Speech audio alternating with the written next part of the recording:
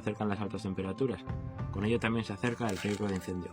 Estoy aquí en mitad del monte, este es un monte público, quiero remarcarlo, y mirad toda la leña seca que hay en toda la zona.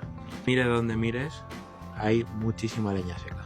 ¿Qué va a pasar si toda esta leña sigue aquí en verano y hay un incendio por la zona? Que el monte se va a consumir mucho más rápido y todos los equipos de prevención de incendios, de bomberos que tengan que actuar en la zona en el caso de que haya un incendio grave, no van a tener mucho más tiempo de reacción. Es decir, que si no está cuidado no vamos a poder salvarlo.